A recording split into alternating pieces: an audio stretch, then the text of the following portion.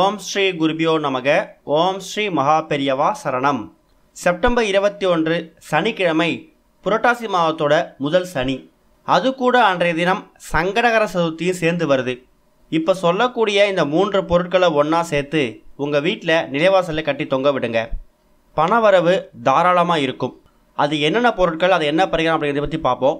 அதுக்கு முன்னாடி நம்மளோட வீடியோஸை இப்போ தான் நீங்கள் ஃபஸ்ட் டைம் பார்க்குறீங்க அப்படின்னா மறக்காமல் சப்ஸ்கிரைப் பண்ணிக்கோங்க.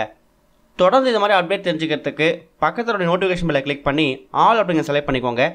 இப்போ என்னென்ன பொருட்களை கட்டி தொங்க விடணும் அப்படிங்கிற பற்றி தெளிவாக தெரிஞ்சுப்போம். புரட்டாசி மாதம் அப்படின்னாலே சிறப்பு தான்.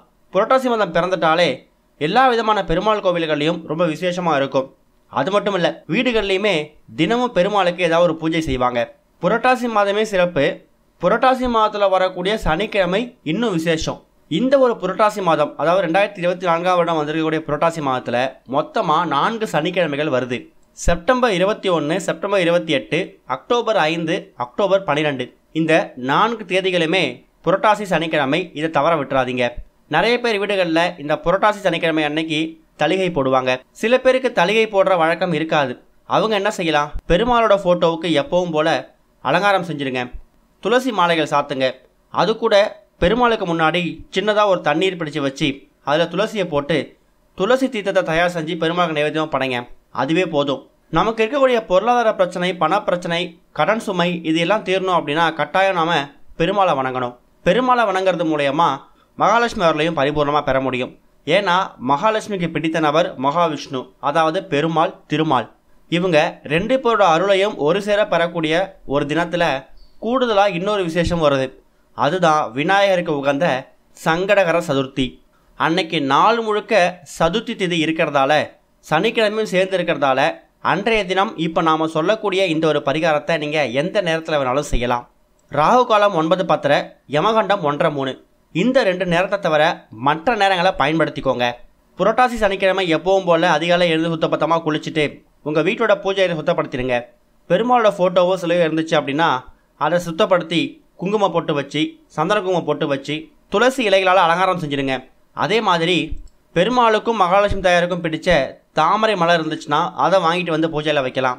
பெருமாளுக்கு பிடிச்ச நைவேத்தியங்களும் நிறைய இருக்குது. அதில் ஏதாவது நைவேத்தியம் செஞ்சு வச்சு படைக்கலாம். ரொம்ப செய்ய முடியலையா, ஒரே ஒரு டம்ளர் பால் இருந்தால் கூட போதும்.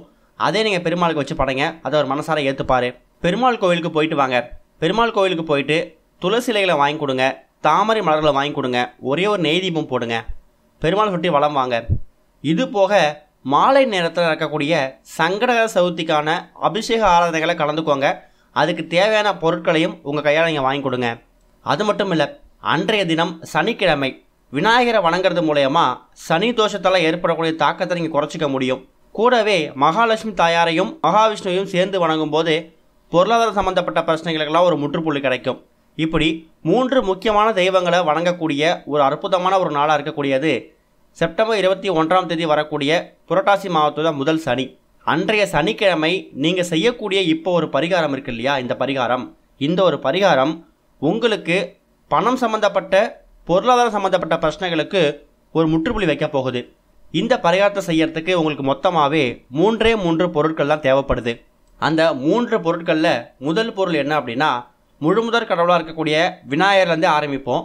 விநாயகருக்கு ரொம்ப பிடிச்ச, விநாயகர் வழிபாட்டுக்கு ரொம்ப முக்கியத்துவம் வாய்ந்த ஒரு பொருள் தான் அருகம்புல். சின்னதாக ஒரு கட்டு இருந்தால் கூட போதும். அன்னைக்கு சங்கடகர சதுர்த்தி அப்படிங்கிறதால எல்லா கோவில் வாசல்லையும், விநாயகர் கோவில் வாசல்லையும் அருகம்புல் கிடைக்கும். இன்னும் சில பேர் பார்த்தீங்கன்னா அவங்க வீட்லேயே அருகம்புல் அவ்வளோ இருக்கும். அதில் கொஞ்சமாக ஒரு கட்டு இருந்தால் கூட போதும். அதை எடுத்து சுத்தப்படுத்தி தயார் பண்ணி வச்சுக்கோங்க.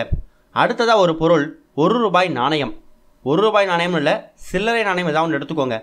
இந்த சில்லறை நாணயம் எதுக்காக பயன்படுத்துகிறோன்னா, சில்லறை நாணயம் அப்படிங்கிறது மகாலட்சுமியோட உருவம். மகாலட்சுமி வாசம் செய்யக்கூடிய பொருட்களில், மகாலட்சுமி அம்சம் பொருந்திய பல பொருட்களில் இந்த சில்லறை நாணயமும் ஒன்று. அடுத்தது ரொம்ப முக்கியமானது, பெருமாளோட வழிபாட்டில் இந்த ஒரு பொருளுக்கு ரொம்ப முக்கியத்துவம்.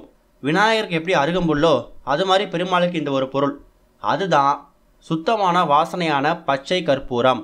பெருமாள் கோவிலில் போனீங்கன்னா பெருமாள் கோவிலில் கொடுக்கக்கூடிய பிரசாதமாக இருக்கட்டும், துளசி தீர்த்தமாக இருக்கட்டும், இல்லை அங்கே கொடுக்கக்கூடிய நைவேத்தியமாக இருக்கட்டும், எல்லாத்துலேயுமே அந்த பச்சை கற்பூரம் அப்படிங்கிறத கொஞ்சமாக ஒரு சிட்டிகையாவது சேர்த்துருப்பாங்க. அது ஏன் தெரியுமா? இந்த பச்சை கற்பூரத்தோட வாசம் இருக்குல்ல, அந்த வாசத்துக்கு பெருமாள் வந்து குடிகொள்வாராம். யார் ஒருத்தவங்க வீட்டில் பச்சை கற்பூர வாசம் ரொம்ப அதிகமாக நிறைந்திருக்குதோ அந்த வீட்டில் மகாவிஷ்ணு அதாவது பெருமாள் நடமாட்டம் அதிகமாக இருக்கும். அந்த ஒரு காரணத்தால் தான் பெருமாள் கோவில்களுக்கு போனாலே அந்த பச்சை கற்பூரம் வாசனையை நீங்கள் உணர முடியும். அதே நேரம் இந்த பச்சை கற்பூரம் அப்படிங்கிறது மகாலட்சுமி வாசம் செய்யக்கூடிய ஒரு பொருள். அதனால தான் என்னவோ தெரியல மகாவிஷ்ணுக்கு அது ரொம்ப பிடிச்சிருக்கு. இப்போ மொத்தமாக 3 பொருட்கள், அருகம்புல், ₹1 நாணயம், அது கூட கொஞ்சமாக பச்சை கற்பூரம், இந்த 3 பொருட்களையும் உங்கள் வீட்டோட பூஜை அறையில் விளக்கேற்றி வச்சுட்டு புரட்டாசி மாதத்துக்கான முதல் சனிக்கிழமைக்கான வழிபாடு செய்கிறீங்களே அந்த நேரத்தில் செஞ்சால் கூட போதும். சின்னதாக ஒரு தட்டில் 3 பொருட்களை எடுத்து வச்சுக்கோங்க. முதல்ல அந்த அருகம்புல் எடுத்து வைக்கும்போது ஓம் கம் கணபதியே நமக அப்படிங்கிற மாதிரி விநாயகரை வேண்டிக்கோங்க. அடுத்ததா ஓம் மகாலட்சுமி தாயே போற்றின்னு சொல்லி அந்த ₹1 நாணயத்தை தட்டு மேலே வைங்க. அடுத்ததா ஓம் நமோ நாராயணா அப்படின்னு சொல்லிட்டு அந்த பச்சை கற்பூரத்தை எடுத்து வச்சுடுங்க. இந்த 3 பொருட்களையும் உங்கள் வீட்டோட பூஜை அறையில் வச்சுட்டு 3 கடவுள்களையும் நல்லா வேண்டிக்கோங்க. விநாயகர், மகாலட்சுமி தாயார், மகாவிஷ்ணு 3 பேரையும் மனசார வேண்டிக்கிட்டு மனசுக்குள்ளே என்ன பிரச்சனை இருக்கோ அதெல்லாம் சொல்லிடுங்க. சொல்லிவிட்டு அதுக்கப்புறமா உங்கள் அன்றாட வேலையில் பாருங்கள். இரவு ஒரு 6-7 மணி இருக்கும். அந்த நேரத்தில் நீங்கள் என்ன செய்யுங்கன்னா அந்த 3 பொருட்களையும் ஒன்றா சேர்த்து உங்கள் வீட்டோட நிலைவாசலை கட்டி தொங்க விட்டுருங்க. எப்படி கட்டி தொங்க விடுறது அப்படின்னா, ஏதாவது ஒரு துணி மாதிரி எடுத்துக்கோங்க. சின்னதாக உங்கள் உள்ளங்க அளவு இருந்தால் கூட போதும். அந்த அருகம்புல்லையும் அந்த ₹1 நாணயத்தையும் பச்சை கற்பூரத்தையும் அந்த 3ஐயும் அந்த சின்னதாக துணியில் வச்சு முடிஞ்சு அதை கூட உங்கள் வீட்டோட நிலைவாசலை தொங்க விட்டுருங்க. தொங்க விட போது நீங்கள் வெளியிலேருந்து வீட்டுக்குள்ளே வரும்போது உங்கள் பார்வை அது மேலே விழுந்துட்டு வர்ற மாதிரி இருக்கணும். இப்படி செய்கிறது மூலயமா உங்கள் வீட்டுக்குள்ளே பணவரவு, உதாரணத்துக்கு இப்போ விநாயகருக்கு அருகம்புல்லை வச்சுருக்கோம், அது மூலமா என்ன ஆகுனா உங்கள் குடும்பத்தில் யாருக்காவது கிரக தோஷம் இருந்துச்சு அப்படின்னா அந்த கிரக தோஷத்தை அந்த அருகம்புல் உள்வாங்கிக்கும், அதோட தாக்கத்தை குறைக்கும். அடுத்ததாக சில்லறை நாணயம் வச்சுருக்கீங்க. அந்த சில்லறை நாணயம் அப்படிங்கிறது உங்கள் வீட்டுக்குள்ளே லட்சுமி கடாட்சத்தை அதிகப்படுத்தும். லட்சுமி கடாட்சம் அதிகமான என்ன ஆகும், பணவரவுக்கு தட்டுப்பாடு இருக்காது. 3வது ஒரு முக்கியமான பொருள் பச்சை கற்பூரத்தை வச்சுருக்கீங்க. அந்த பச்சை கற்பூரம் அப்படிங்கிறது பெருமாள் வாசம் செய்யக்கூடிய ஒரு பொருள். பெருமாள் நடமாட்டம் இருந்துட்டாலே அந்த இடத்துல எந்த விதமான பொருளுக்கும் செல்வ செழிப்புக்கும் பஞ்சம் இருக்காது. இப்படி 3மே வரும்போது தானாகவே உங்கள் குடும்பத்துக்கு எல்லா விதமான பேரு புகழும் 16 செல்வங்களும் தானாக தேடி வரும். பண வரவு அப்படிங்கிறது தாறுமாறாக இருக்கும். புரட்டாசி மாதத்தோட முதல் சனிக்கிழமை இதை கட்டுறீங்க அப்படின்னா அடுத்ததாக புரட்டாசி மாதத்தோட ஏதாவது சனிக்கிழமை 3வது சனிக்கிழமை 4வது சனிக்கிழமை பிரித்து பாருங்கள். அப்படிலாம் மாதத்துக்கு ஒரு முறை அதை பிரித்து பார்க்கும்போது அதில் இருக்கக்கூடிய பச்சை கற்பூரம் கொஞ்சம் கரைஞ்சிருக்கிறதுக்கான வாய்ப்பு இருக்குது. கரைஞ்சி போயிடுத்துனா அதுக்கு பதிலாக புது பச்சை கற்பூரத்தை வச்சுடுங்க. அருகம்புல்லும் ரொம்ப காய்ந்து போயிருக்கும், அதுக்கு பதிலாக வேற ஒரு அருகம்புல்லை பயன்படுத்திக்கோங்க. ஒருவேளை புரட்டாசி மாதத்தோட முதல் சனிக்கிழமை இந்த பரிகாரத்தை செய்ய முடியலையா, பரவாயில்ல, அதுக்கப்புறமா உங்களுக்கு மீதம் 3 சனிக்கிழமைகள் இருக்குது, அதில் ஏதாவது ஒரு சனிக்கிழமையை பயன்படுத்திக்கோங்க. ஆனால் அன்றைய தினம் விநாயகருக்கு உகந்த சங்கடகர சதுர்த்தி விரதம் வராது, பரவாயில்ல. அன்றைய தினம் முழுமுதற் கடவுளுடைய விநாயகரை நீங்கள் மனசார நினச்சிக்கிட்டு 3வதோ இல்லை 4வது சனிக்கிழமையிலே கூட விநாயகர் நினச்சி இந்த அருகம்புல்லை வைக்கலாம். முதல் சனிக்கிழமை வைக்கிறது கூடுதல் விசேஷம். இந்த ஒரு புரட்டாசி மாதத்தோட முதல் சனிக்கிழமை இப்படி 3 பொருட்கள் நிலைவாசலை கட்டி தொங்க விடுங்க. கண்டிப்பாக பணம் சம்பந்தப்பட்ட பொருளாதார சம்பந்தப்பட்ட பிரச்சனைக்கு ஒரு முற்றுப்புள்ளி கிடைக்கும். ஓம் ஸ்ரீ குருபியோ நமக. ஓம் ஸ்ரீ மகா பெரியவா சரணம்.